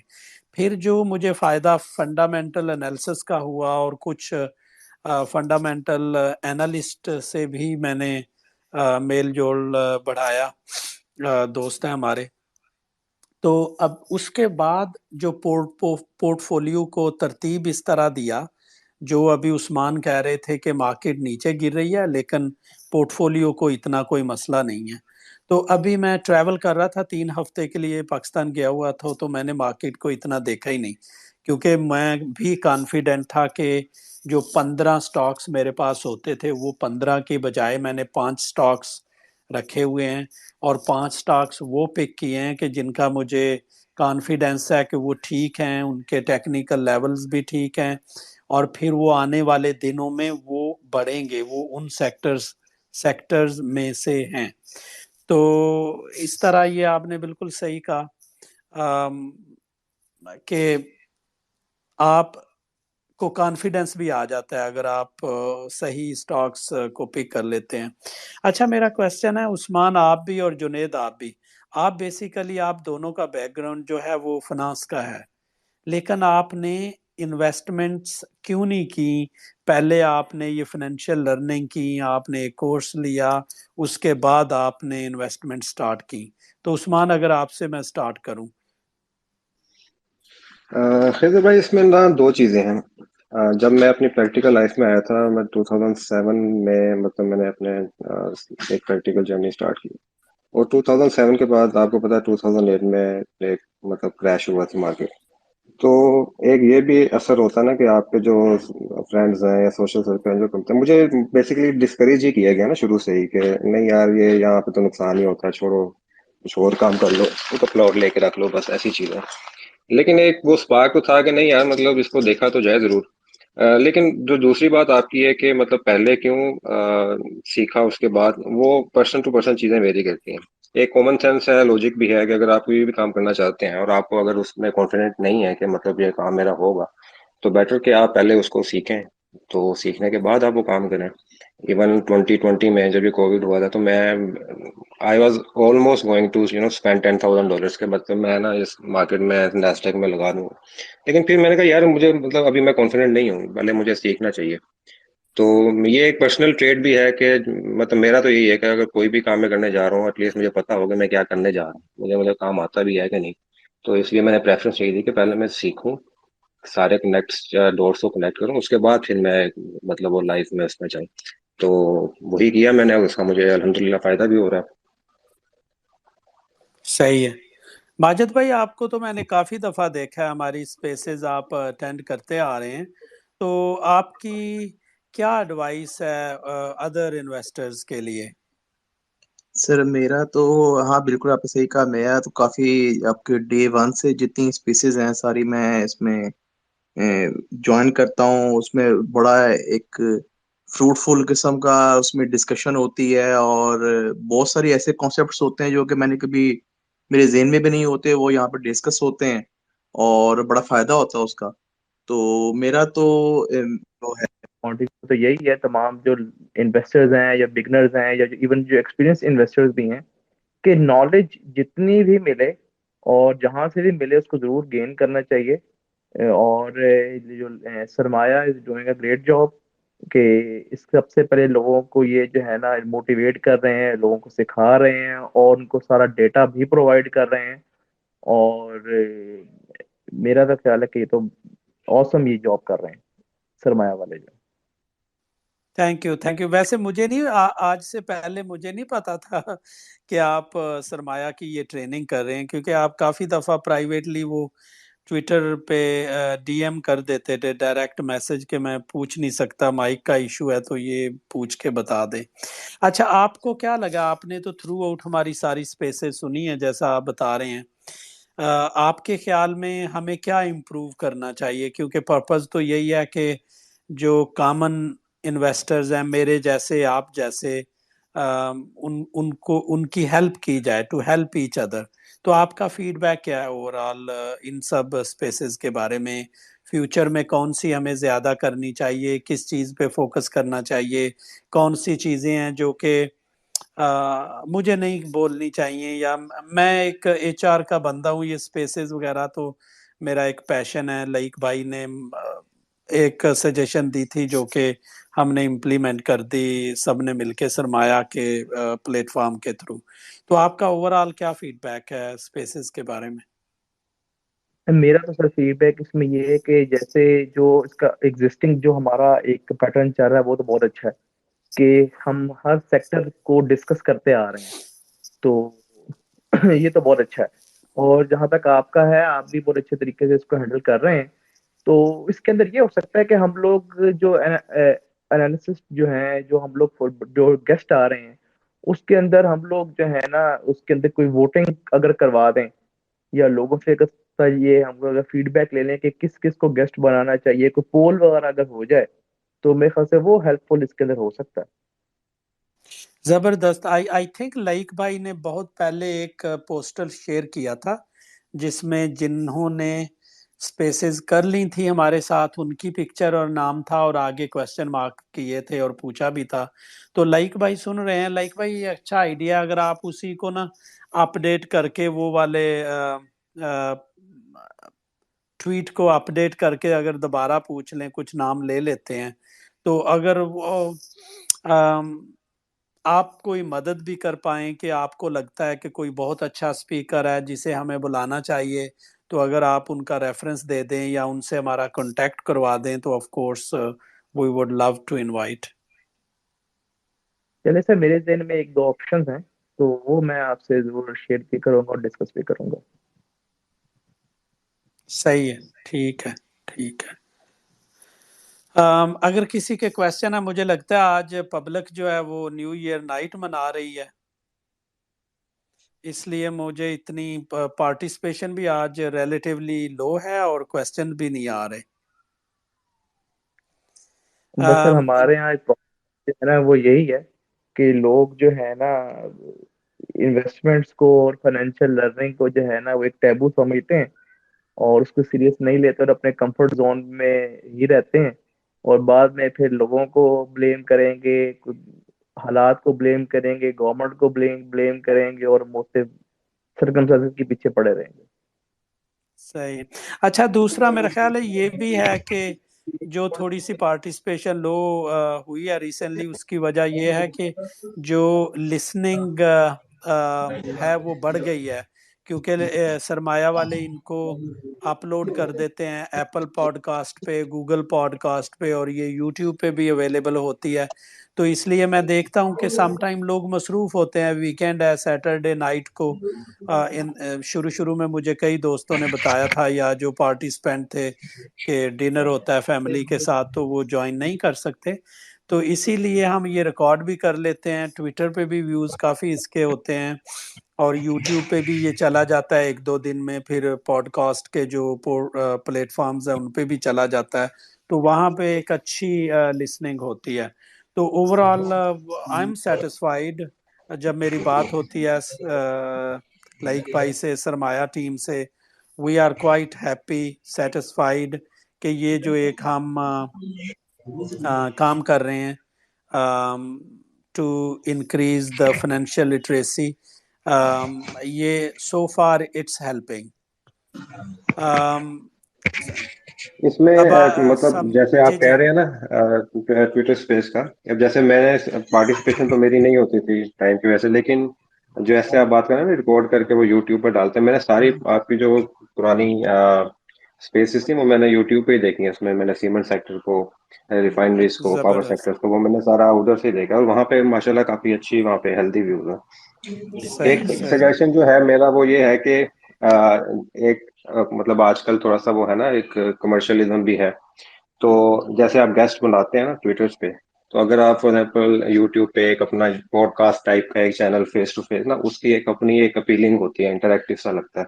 अगर वो आपके प्लान्स में है तो वो उसको ऐड करें, उससे काफी अवेयरनेस, फाइनेंशियल लिटरेसी आने के चांसेस ज्यादा है, मजीद मतलब इसको बूस्ट मिलेगी। जी जी बिल्कुल, ये प्लान था कि सरमाया के ही चैनल पे लाइक भाई जो है ना वो एक वीडियो, एक तरह का इंटरव्यू कर लें। तो अगर हमने स्टील सेक्टर को डिस्कस किया है तो यूट्यूब पे उसके बाद में एक डिस्कशन और कर दें अपलोड, जो कि प्रेजेंटेशन के साथ हो, स्लाइड्स वगैरह के साथ, ताकि वहाँ पे डाटा भी दिखाया जा सके। अच्छा, दो चार पाँच 5 मिनट में मे भी हम इसको वाइंड अप करते हैं, वाइंड अप। समर, आपका क्वेश्चन है, प्लीज गो अहेड। हाँ, अस्सलाम वालेकुम। मेरी आवाज़ आ रही है? जी हाँ, मेरी बस ये सजेशन थी एक, कि जैसे पॉडकास्ट होता है, अगर हम वो भी ऐड अप कर लें तो मेरे ख्याल से उससे ज़्यादा अच्छी जो है वो अवेयरनेस जो हो सकती है।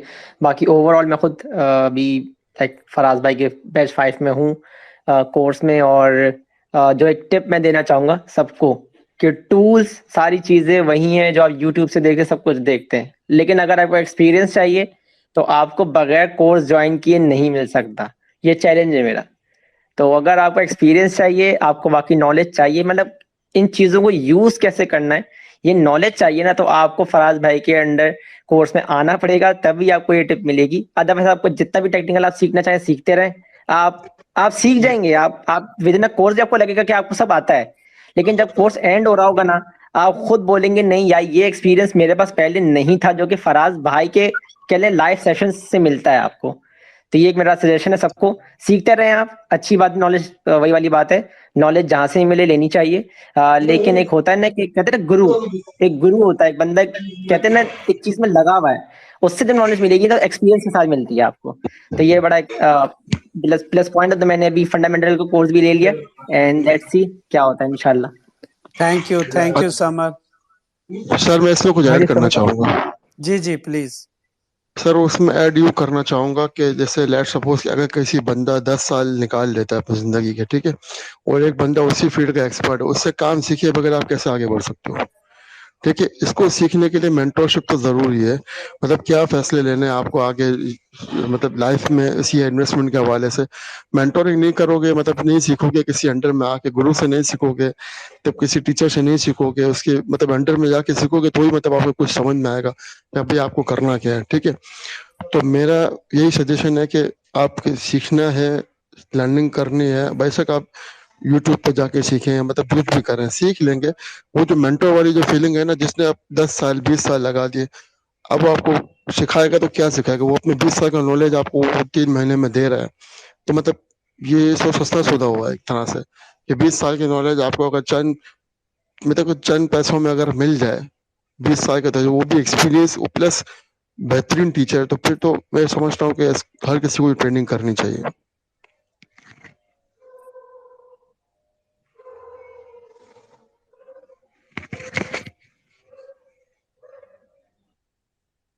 नबील भाई, आपका क्वेश्चन है। नबील, अनम्यूट कर लें। नबील अफजल।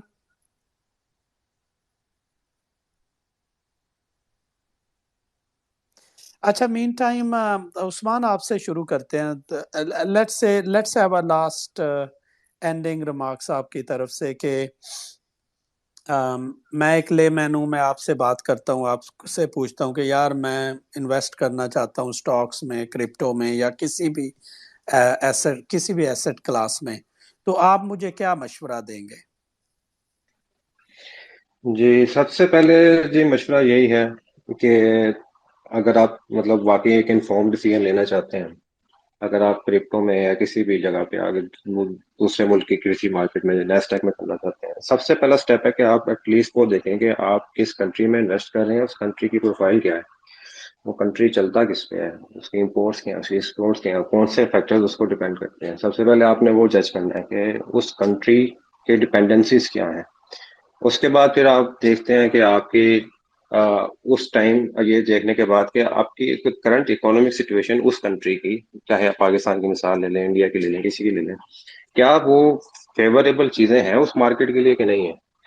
फिर आप उसके हिसाब से अपनी जो है स्ट्रेटजी बनाते हैं कि अच्छा मुझे किस एसेट क्लास में जाना चाहिए। अगर फॉर एग्जाम्पल मुझे इस टाइम पे इक्विटीज जो है वो इतनी फेवरेबल नहीं है, तो मैं रिस्क ऑफ एसेट्स में चला जाऊंगा, ज्यादा पोर्शन में वहां पे ले लूंगा, कोई 10-20% एक्सपोजर में इक्विटीज में ले लूंगा। तो इसी तरह फिर उसके बाद अगला आपका स्टेप आ जाता है कि किस सेक्टर में जाना चाहिए। आप सेक्टर एनालाइज करते हैं, फिर उसके बाद कंपनी सिलेक्शन में आ जाते हैं।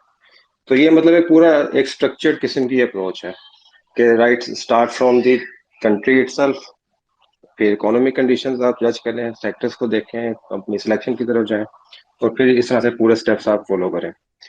तो फिर आपको पता चलेगा कि मैंने किस एसेट क्लास में जाना है। इधर मैंने मनी मार्केट में जाना है, मैंने बॉन्ड मार्केट में जाना है, मैंने इक्विटीज में जाना है, मैंने क्रिप्टो में जाना है।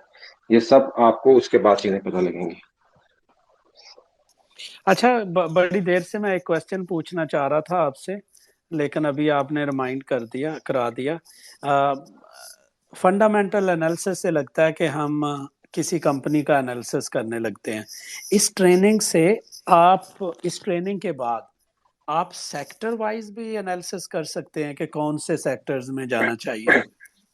बिल्कुल कर सकते हैं। इसमें जैसे आप जब आप देख लेते हैं ना कि आपके करंट इकोनॉमिक इंडिकेटर्स क्या कह रहे हैं, तो फिर आप उस सेक्टर्स को भी देख सकते हैं कि जो कुछ जो भी, फॉर एग्जांपल आपको एक मिसाल देता हूँ कि ऑयल की प्राइस इंटरनेशनली ज्यादा हो रही है, तो किसी सेक्टर के लिए तो मतलब पॉजिटिव होगा ना, ऑयल एंड गैस के लिए पॉजिटिव होगा, ठीक है, टेक्सटाइल के लिए नहीं हो सकता, सीमेंट के लिए नहीं हो सकता, लेकिन सेक्टर वाइज एनालिसिस भी आप करेंगे। बिजनेस एनालिसिस के अंदर ये चीजें भी कवर हो जाती हैं कि अगर आप किसी कंपनी को देख रहे हैं, जब आप उसका कोरिलेशन निकालते हैं इकोनॉमिक इंडिकेटर्स के साथ, तो मोर और लेस मतलब अगर सीमेंट है तो सीमेंट में सारी कंपनीज की डिपेंडेंसीज वही होंगी, टेक्सटाइल है मोर और लेस वैसे ही होंगी। तो सेक्टर एनालिसिस भी हम उसमें देखते हैं।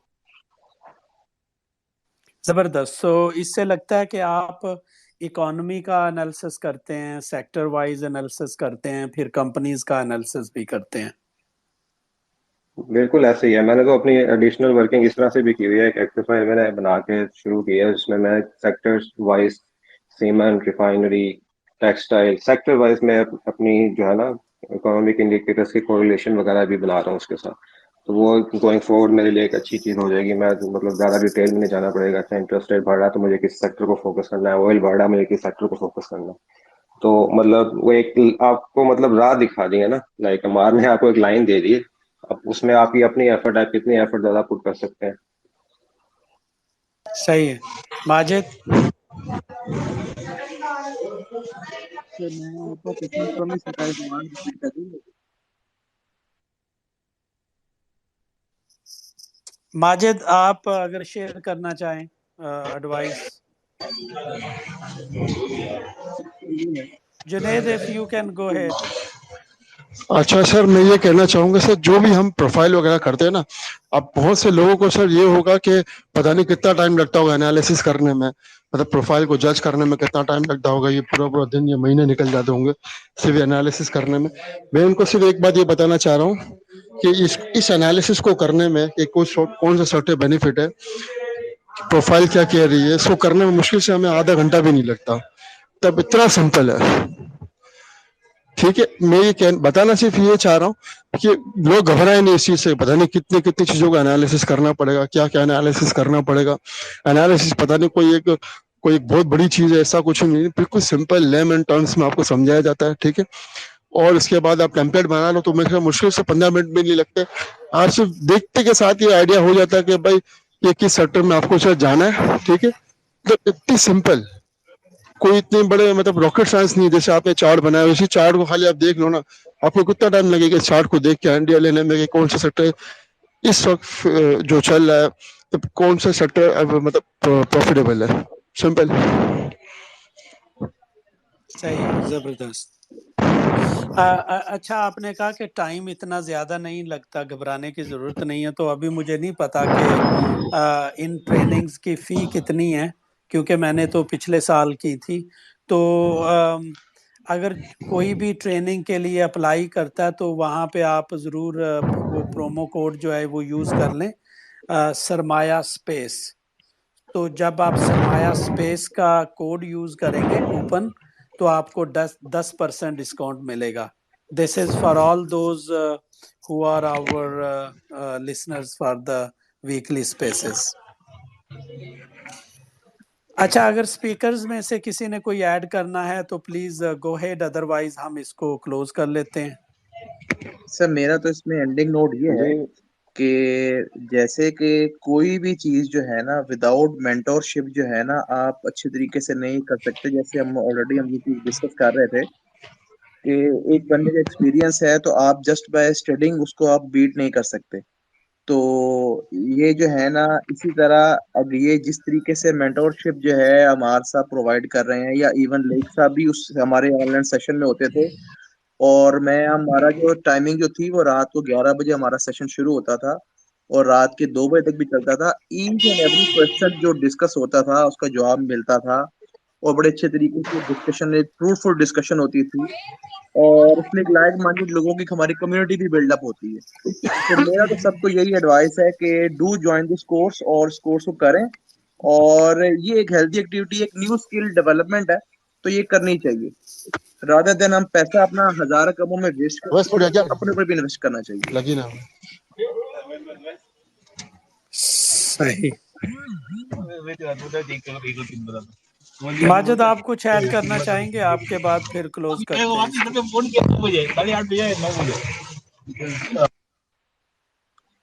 जी, इसमें मैं भी कुछ ऐड करना चाहूंगा। जैसे अभी सर ये ये एंड माजिद नोट्स साहब ने यदि ये भी मेरे ही बात थे की। या मेरे ख्याल से उस्मान साहब एंड नोट्स दे दें तो ज्यादा अच्छा हो जाएगा। हाँ ठीक है, उस्मान, गो हेड।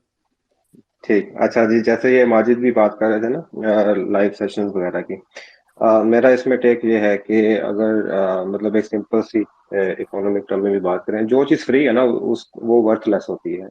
इवन अगर ये जो लेक्चर्स है आप यूट्यूब पे भी डाल देंगे इसका कोई इम्पैक्ट नहीं आएगा। असल चीज़ जो है वो मेंटोरशिप है। जैसे 1 घंटे का अगर लेक्चर है ऑनलाइन, उसके बाद 4-4 5-5 घंटे के आपके लाइव सेशंस चलते हैं। और इसमें मतलब पार्टिसिपेंट भी हमारे बैच में मतलब 19-20 के आसपास थे। तो हर बंदे को मतलब एक एक घंटा भी एक एक बंदे के पास मतलब वो उतना टाइम देते हैं। असल चीज वो है लाइव सेशन और जो मेंटोरशिप है। अगर आपको यूट्यूब में मतलब चीजें मिल जाती हैं तो ठीक है, मतलब आप अपनी एक लर्निंग वहां से भी कर सकते हैं। लेकिन असल जो एक्सपीरियंस और जो मेंटोरशिप है ना, असल चीज ही वो है जो मतलब हेल्प करती है आगे जाके। तो इसलिए मतलब मैं भी यही एडवाइस करूंगा सबको कि अगर आपका इंटरेस्ट है इन्वेस्टिंग के अंदर तो पहले सीख लें। क्योंकि सीखे बगैर आप नहीं सक्सेसफुल हो सकते। अगर आपने कोई दुकान भी खोलनी है, आप देखेंगे ना उसकी कहाँ पे खोल रहे हैं, सेल्स क्या है, ये है। तो इन्वेस्टिंग को आपको मतलब आप इस तरह से मतलब टेक फॉर ग्रांटेड करते हैं। उसको भी पहले सीखें, उसके बाद काम करें। जी बिल्कुल, मैं भी इसी को रिपीट करूंगा कि सीखना चाहिए, खुद काम करना चाहिए। अम, आपके पैसे की आपसे ज्यादा कोई भी हिफाजत नहीं कर सकता। मैंने जब स्टार्ट किया था इन्वेस्ट करना, तो मैंने कई प्रीमियम ग्रुप्स को भी ज्वाइन किया था। कोई 5,000 ले रहा था मंथली, कोई 2,000 ले रहा था। आई स्वेयर टू गॉड, मुझे मजा ही नहीं आया। मैंने किसी को पैसे दे दिए थे कई महीनों के, but I could not take the calls, because जब तक मैंने खुद नहीं सीखा, जब तक मैं खुद नहीं किसी चीज को अंडरस्टैंड करता, मैं ब्लाइंडली फॉलो नहीं कर सकता किसी को भी, चाहे मैंने किसी को हायर भी कर लिया है। तो मेरा भी मशवरा है कि आपको यूट्यूब पे बहुत मिल जाते हैं, फेसबुक पे कॉल्स मिलती हैं, टिप्स मिलती हैं। तो प्लीज टिप्स वगैरह की बजाय आप थोड़ी सी अंडरस्टैंडिंग बढ़ाएं। आप कोई भी काम करते हैं कभी भी टिप्स की बेस पे नहीं कर लेते। कोई भी बिजनेस करते हैं टिप्स की बेसिस पे नहीं करते। आप खुद सीखते हैं, आप उसमें एक्सपीरियंस गेन करते हैं, उसके बाद आस्ता आस्ता उसको बढ़ाते जाते हैं। इस तरह करें, आप सीखें, खुद करें, जो भी करना है थोड़ा कर लें बट खुद ही करें, बजाय दूसरों को फॉलो करने के, लालच में आके बड़ी बड़ी छलांगे मारने के। आप आराम से सीखें, फंडामेंटल्स को सीखें, टेक्निकल्स को सीखें, दोनों को मिक्स करके स्ट्रेटजी बनाएं, अपनी स्ट्रेटजी बनाएं जो आपके लिए फॉलो काम करती है, उसको अप्लाई करें। एक और चीज मैं देखता हूं कि आप एक क्वेश्चन पूछें किसी से भी, आपको एक यूनिवर्सल आंसर मिल जाता है, हर चीज का एक आंसर मिल जाता है। वो भी मेरा ख्याल है सही नहीं है। जब भी कोई क्वेश्चन पूछता है मैं हमेशा उसको काफी सारे क्वेश्चन पूछता हूँ कि भाई आप इन्वेस्ट करना चाह रहे हैं, क्यों करना चाह रहे हैं, आपका पर्पस क्या है, कितने सालों के लिए करना चाह रहे हैं, आपका जो रिस्क एपिटाइट है वो क्या है, किस तरह के एसेट क्लास में आप कंफर्टेबल फील करते हैं, आपका नो हाउ कितना है, नॉलेज कितना है। इन सब चीज़ों को पूछने के बाद ही मशवरा देना चाहिए। लेकिन आप देखेंगे बहुत सारे जो गुरुज हैं, पेड हैं, कुछ अनपेड हैं, मार्केटिंग भी करते हैं, तो वो एक एक तरह का आपको दे देते हैं, ये ले लें, ये बेचते हैं। तो मेरी रिक्वेस्ट यही होगी कि मैं तो बड़ा पैशनेटली इस फील्ड को फॉलो कर रहा हूँ, इन्वेस्ट भी किया हुआ है यूएस में भी, पीएसएक्स में भी। तो आई ट्राई टू लर्न। मैं, मेरी मेन जॉब है, उसके बाद भी मैं आफ्टर ऑफिस आवर्स काफ़ी टाइम स्पेंड करता हूँ, प्रैक्टिस करता हूँ। तो एक और भी बात है कि बहुत सारे लोग हम करते हैं बात सीखना सीखना सीखना, वो भी जिस तरह जुनेद बता रहे थे या उस्मान बता रहे थे, सिर्फ सीखना ही काफ़ी नहीं है। बुक्स पढ़ लेना, यूट्यूब के ट्यूटोरियल ले लेना या कुछ टिप्स ले लेना, दैट्स नॉट इनफ। मैंने देखा है, मेरे कुछ दोस्त हैं वो एनालिस्ट हैं, फंडामेंटल्स और टेक्निकल, बट उसके लिए एक प्रैक्टिस चाहिए। आप इस सब की ट्रेनिंग्स के बाद एक अपनी स्ट्रेटजी बनाएं, अपनी बनाएं, जिसमें आप कंफर्टेबल फील करते हैं, उसको अप्लाई करें, उसी सेम स्ट्रेटजी को अप्लाई करें, उसमें इम्प्रूवमेंट्स लाएं, सीखें क्या उसमें गुड गया है, क्या बैड गया है। तो इस तरह उसको आप आस्ता आस्ता बढ़ाते जाएं।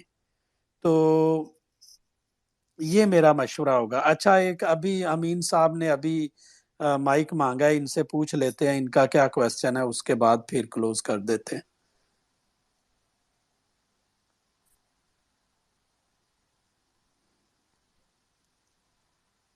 लेट्स सी अगर कनेक्ट हो जाते हैं अमीन साहब। जी Amin, quickly please briefly ask your question. Unmute कर लें अमीन।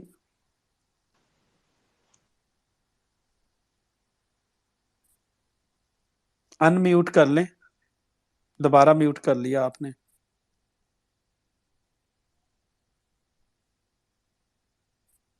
अमीन अनम्यूट करें। अच्छा, जब तक अमीन साहब समझते हैं किस तरह अनम्यूट करना है, तो एंड पे मैं यही कहूंगा कि प्लीज अगर आप सरमाया पोर्टल को चेक करें, वहां पे extremely extremely good data available है, बहुत ज्यादा डेटा अवेलेबल है, बहुत सालों का डेटा अवेलेबल है। वहां पे आप अपना डमी पोर्टफोलियो बना लें, आप प्रैक्टिस करें, वहां पे फॉलो करें, क्योंकि वहां पे आपको सिर्फ ये नहीं बताएगा कि रेट बढ़ने से आपका पोर्टफोलियो कितना बढ़ गया है, वहां पे आप देखेंगे कि डिविडेंड कितना मिला है, वो ऐड हो जाता है, बोनस शेयर मिले हैं वो ऐड हो जाते हैं। वहां पे आप कंपेयर करें डिफरेंट स्टॉक्स को, उनकी फाइनेंशियल, इनसाइडर ट्रेडिंग, हर चीज आपको वहां पे मिल जाती है सरमाया पोर्टल पे। चले यहाँ पे इसको कंक्लूड करते हैं आज के सेशन को। अगले हफ्ते कोशिश कर रहे हैं कि हम लो कैप पे एक डिस्कशन करें, एक स्पीकर को लेके आए जो कि लो कैप पे काफ़ी एक्सपर्ट हैं। तो फिर अगले सैटरडे को मिलते हैं एक नए सेशन के साथ। बहुत बहुत शुक्रिया, आपने आज न्यू ईयर नाइट को भी टाइम स्पेयर करके हमारे साथ इस सेशन को ज्वाइन किया। बहुत बहुत शुक्रिया and see you next time. Thank you very much everyone. Thank you, अल्लाह हाफिज। अल्लाह हाफिज़, थैंक यू।